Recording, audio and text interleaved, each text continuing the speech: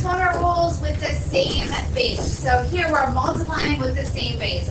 And our rule is, if we have the same base, we can add our exponents. And if you're like, we've done this before, we have. We have done exponent rules. We've done the multiplying with the same base rule, and we've done the dividing with the same base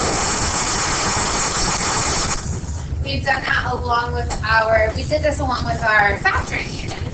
So the way we would apply this right here is that we would just add those exponents. So if I have x to the 4th times x to the 13th times x to the 1st, what I can do here is add these exponents.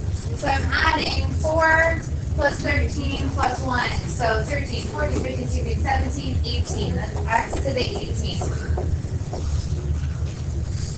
When you have everything that's the same base, it's pretty straightforward. If you have one base that's not the same, what I'd like to do is reorder, and we'll do that in just a second. So it says write each expression using each base only once. So here my base is 12. So this really is 12 to the 4 plus 3, which is 12 to the 7th. Absolutely. You can put that in your calculator and get that ridiculous number. I'm not really interested at the moment. For number 2, our base is negative 5. That negative is important. Here, this is negative 2 plus 7. What is negative 2 plus 7? Yeah, that's negative 5 to the 5th power. Done. Again, you can put that in your calculator if you want. The rule stays the same if we have 3 numbers that have the same base. I'm going to do 6 plus negative 1 plus 3. And that's going to give me 7. Let's see, 6 plus negative 1 is 5, plus 3 is 8. 7 to the 8th power. So that's the same base. And we're multiplying. That's just number bases. We're going to do variable bases next.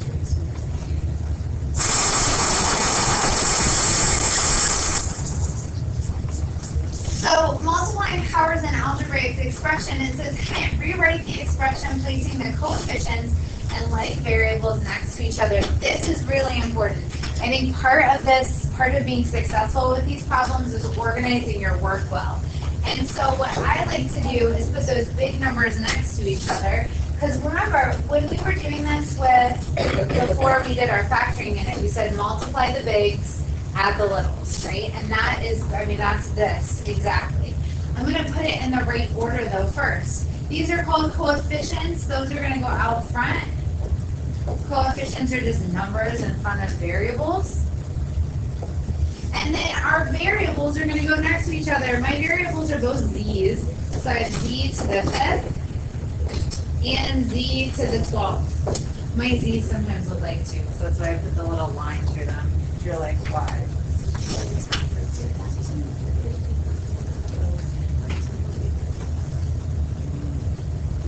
And then after. So here I'm going to do 4 times 9, multiply my bigs. And then add my littles. 5 plus 12 is 17. Multiply the bigs, add the littles. I think putting them in the right order is worth the work. I wouldn't tell you to do it if I didn't think it was. Putting the stuff in the right order is important. So here I'm going to put the 5 times 3 out front. And then I'm just going to do x to the 4th, x to the 9th, and x. And I'm going to go ahead and put that to the 1st up there. If you don't have an exponent, it is to the 1st. The same with us.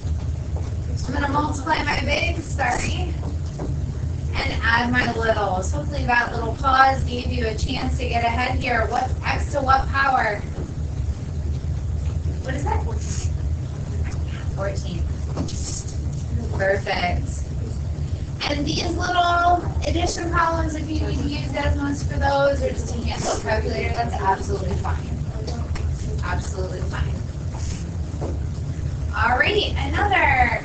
So here I have 2 and 9 and 3 that are all coefficients. So it doesn't matter how many of them we have, we're going to multiply the bigs, and then we're going to add the littles. Now I'm going to put my a's next because generally we like these in alphabetical order. So I have a to the first and a squared. And then I have that b to the fourth that's there as well, so I'm going to put that next. Now you have to be careful here what you're multiplying and what you're adding. We're going to multiply our 2 and 9 and 3. So is that 54? Anybody have? I know cool, thank you. It's Monday morning for me too. And then we're going to add our exponents, but we can only add the exponents that have the like bases. So our like bases here are our a's. So a to the first and a squared, that's going to give me a to the third. And then the b to the fourth is just going to come down. Again, the only math we're doing today is multiplying and adding. It's just when to do what, and that really takes a lot of repetition. Exponent rules are one of those things that you revisit in Algebra 2, pre-calculus, and Algebra 3. I always see these on the ACT as well. Okay, keep rolling. You want to pop open Desmos because you need it for this multiplication and addition, that's absolutely fine. Again, I'm going to put my -4, my 7, and my 2 in front. And then I'm going to put my C's next to each other. And if it's helpful for you, once you write these down to like cross them out, you can absolutely do that. Sometimes that's called, I'm like, I don't know what I have and what I still need to do. Here I have C to the third and C to the -2nd, and then D squared.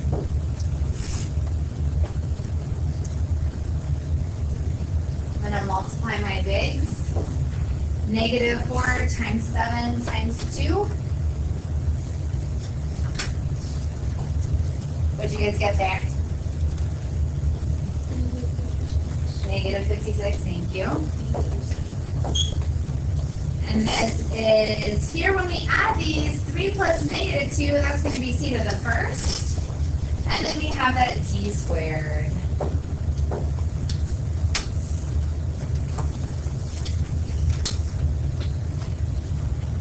I'm going to pause and let you try that next one. 9 is a little messy. I'll pull Desmond's up for that one, but this next one is not so bad. Get your coefficients together, your A's together, and your B's together. Reorder, and then multiply and add. Multiply the bigs, add the littles.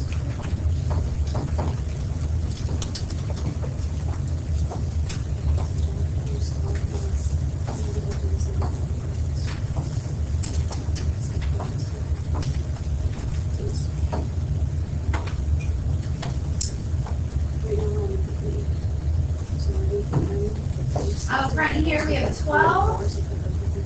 I got E to the 11th and B to the 8th.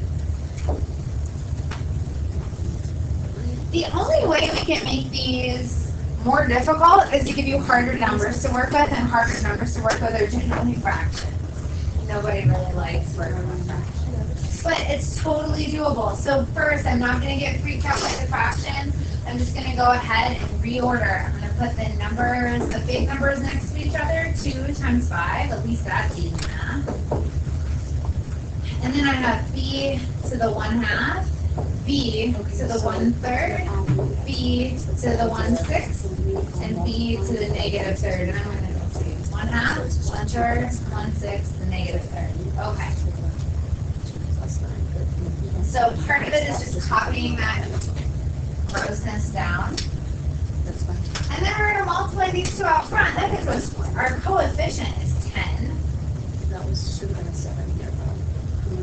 And if we have a calculator for this is not so bad. I'm going to do 1/2 plus 1/3 plus 1/6 plus -3. But I'm going to pull up Desmos to do it.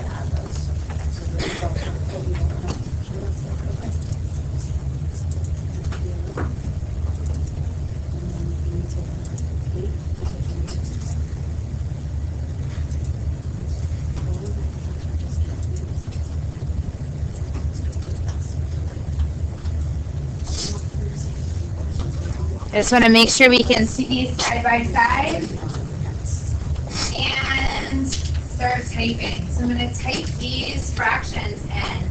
Remember, Desmos will do this for you, 1 over 2. You just have to get out of that denominator, plus 1 over 3, plus 1/6, 1 over 6. And then I have plus -3, plus -3. So our exponent on our b is -2. And if you look at our plan for the rest of the week, we're doing exponent rules all week.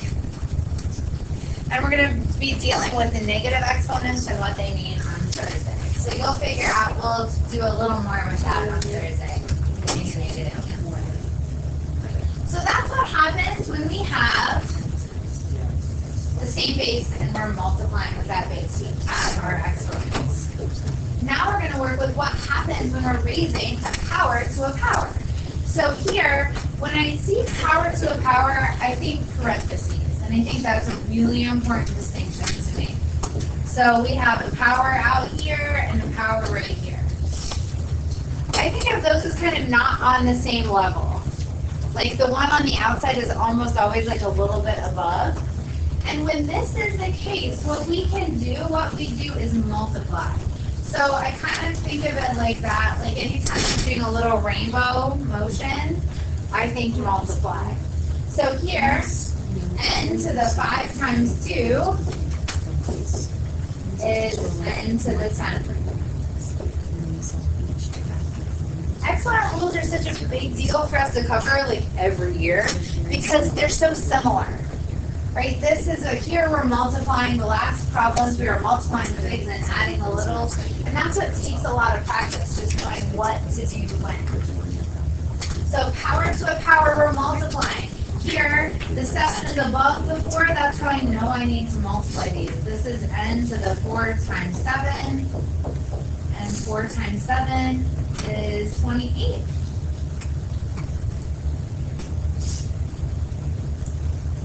Here, p to the 5th to the 4th power.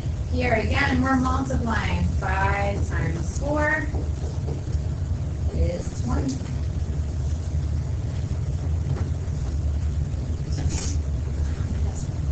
That's fine. That's fine. 1/2 times 1/4. You can put that in decimal form.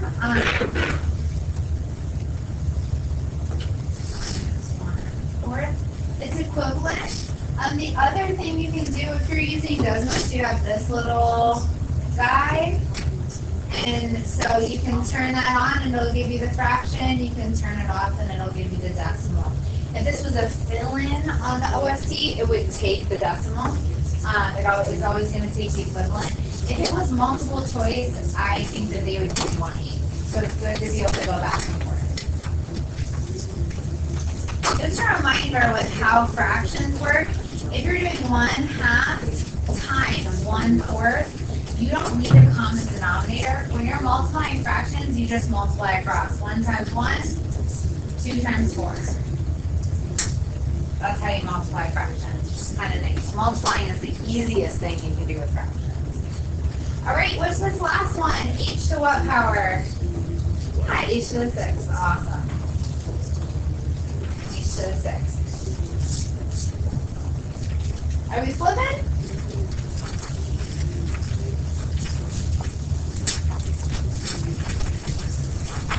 So now we're going to blend these two together. We're going to have some power to the power and some where we're just going to add our exponents. So again, what to do when?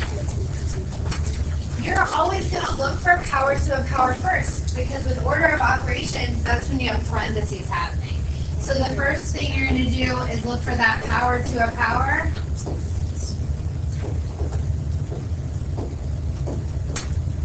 And then the second thing you're going to do there is add your exponents for your like bases.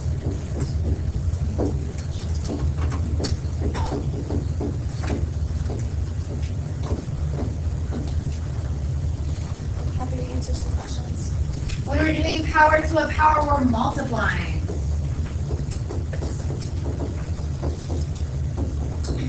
So here, this y to the third is just going to hang out. I don't have anything to do. I can't do anything with it yet. I am going to multiply, though, here first. So there I'm going to multiply. That's power to a power, so I'm going to multiply. And if you need to do that with a calculator, that's lovely. So 5 halves times 2. 5 halves. Get out of the denominator. Times 2 is 5. We try to give you these ones. We like to throw fractions in there, but we don't try to give you anything that's crazy. So this bit is y to the 5th. And now I like to think of everything like I did the power to a power, so now everything's on the same level, and that's when we can add. And so that's why I like doing this little deal. Because that just kind of drives that home for me, what rule I'm using when. So here, that's going to be y to the 8.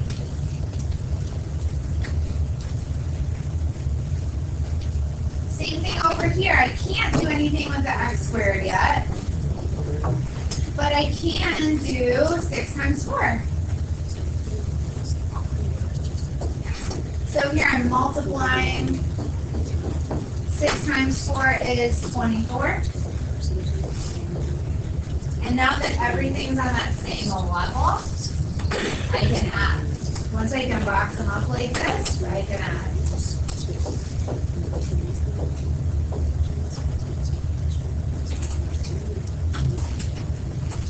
Do the power to a power first. So I can't do anything with this w squared yet. That's why I like to just drop it down. I can multiply these two.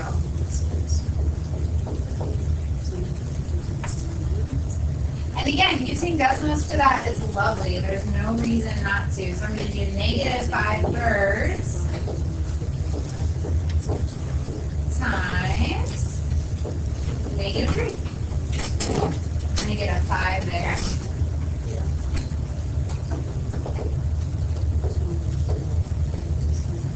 And again, now everything's on the same level, so I can add.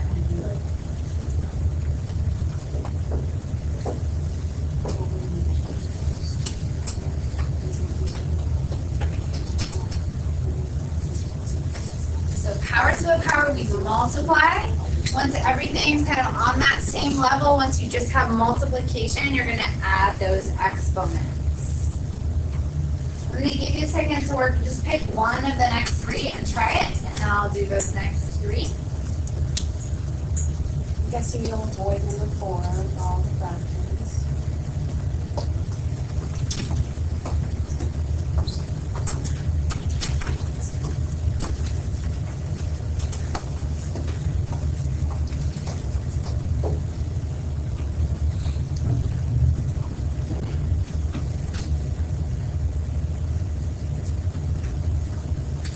Pausing so you can pick one of those to try.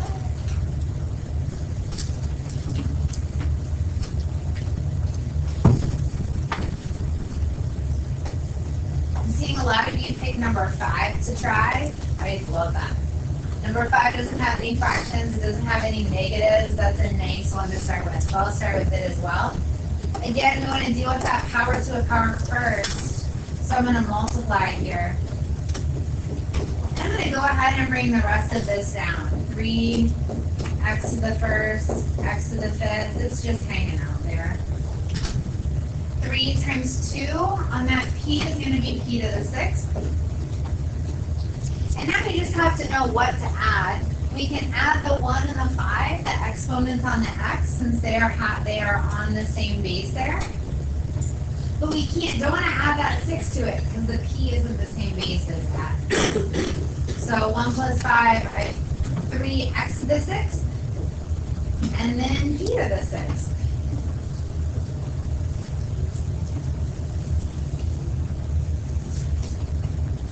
All right, the next one I'm seeing you guys try is number 6. You're avoiding those fractions. I get it. We'll get to them. Let's do this one next, though, since that's what you did. Again, I'm going to leave this m to the negative 9th out there. It just has to wait for us to get rid of those parentheses. We have to break the parentheses first. So here I'm going to multiply 2 times negative 10. That's going to give me positive 20. Negative 2 times negative 10 is going to give me positive 20. And then I'm going to add.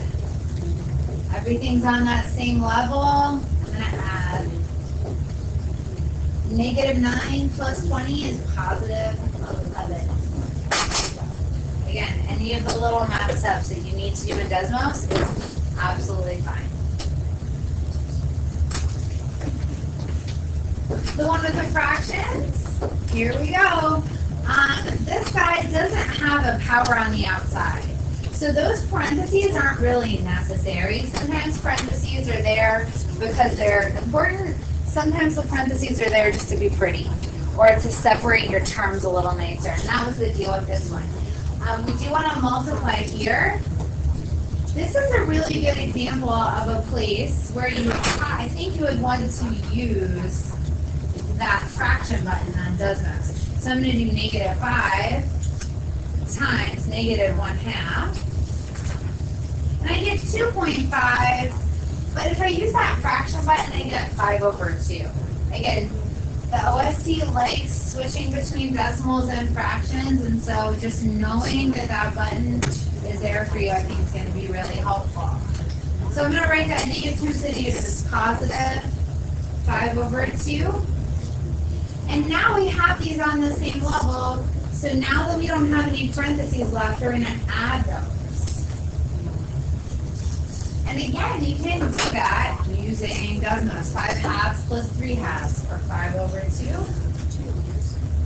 Bump over plus 3/2. And they don't give us the option for the fraction there because our answer is a whole number. It's 8/2. Is it the same as one?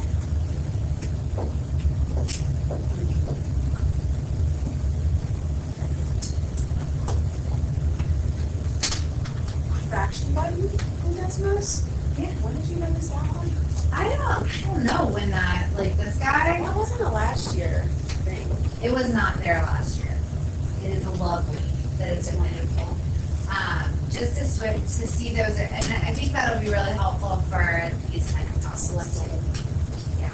So these last two we started teaching exponent rules a little differently over the last couple of years because of the way the OST is testing you on this. So the OST loves to give a couple ridiculous exponent rules problems. And it takes a little bit of work. So this problem, which expression is equivalent to x squared to the 5/2, this problem is 5 problems in one. And this is how the OST gets around. Like they give you 50-ish problems to do that cover the whole entire year. And this is how they only give you 50 problems and a couple hours of testing instead of testing you for days and days.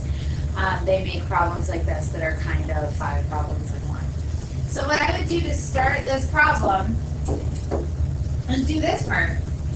So this is just a multiply problem. This is just a single exponent rule. It's really nice. I'm going to do x squared to the 5/2. Since this is a power to a power, I know I'm going to multiply.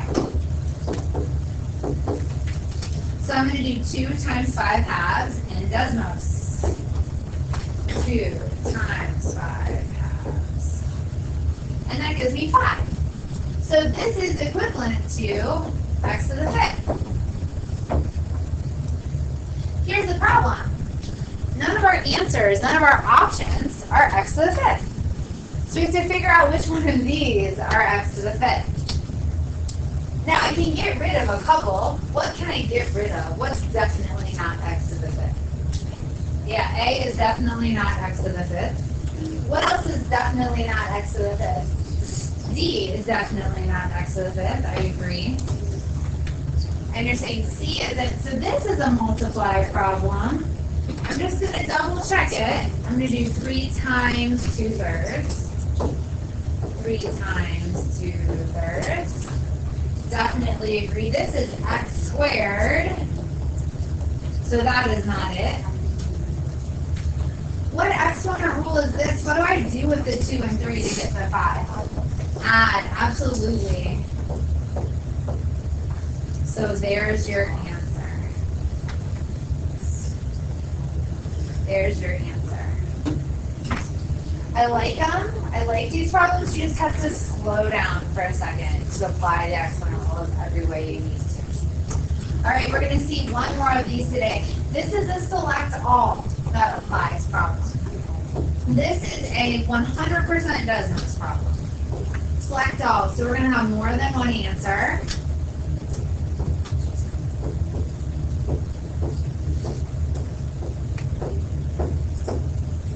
What we're going to end up doing is putting every one of these into Desmos and seeing if they're the same as this. So the first thing we're going to do is put this into Desmos and see what 16 to the 5 halves power is. So I'm going to go ahead and do that. I'm going to clear everything else out. The nice thing about the OST is when you're working with Desmos, it's going to give you a clean screen every time. So I'm going to put in 16 to the 5 halves. Ooh, we have to use the A to the B button. Remember to get that exponent to happen. 16 to the 5 halves is 1,024. Definitely something I did not know off the top of my head. So now what I'm going to do is I'm going to put in all of these and see which ones of these are also 1,024. And that's how you get through a problem like this without having to remember every tiny little exponent. Okay, so I'm going to check 4 to the 5th. Yeah, we wouldn't be using Desmos every day if you were to have it. Yeah, so 4 to the 5th is 1,024. Awesome. So that is definitely one of our answers. Hey, if 4 to the 5th is 1,024, is 8 to the 5th 1,024? No. Okay, what about square root of 16 to the 5th? Well, let's put it in. Our square root button is down by the ABC button, 16. And even if you're using the square root button, you can still put an exponent under there. That's also let you do that. That is 1,024 as well. So that's another one of our answers.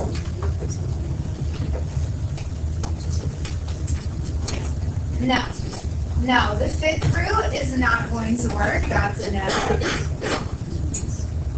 So 16 squared, 16 to the 1/2. Try it. I'm going to make it look exactly like this with my parentheses and everything. 16 to the 1/2. That looks so different. It looks like that one is not going to be it, but it is.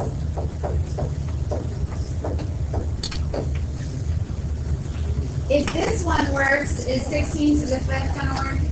No. So getting through these problems, Desmos, persistence, like just kind of try the next one, and then a little bit of smart test taking skills to keep from having to enter every single one. Okay, there's mixed practice down here at the bottom that I would love for you to try so I can take a look at. Remember, you have 2 rules that you're doing here. You have rules where you're adding, and we're adding when everything is on the same level. So like number 1, number 5, multiply your big, add your little.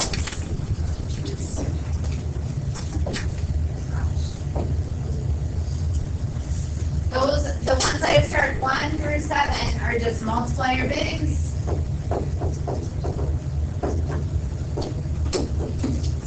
Add your littles.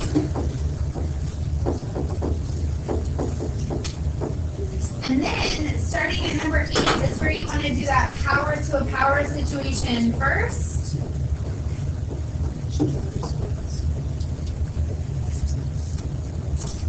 Before you can ask. Let us know how we can help. Practice. These really do take a lot of repetitions.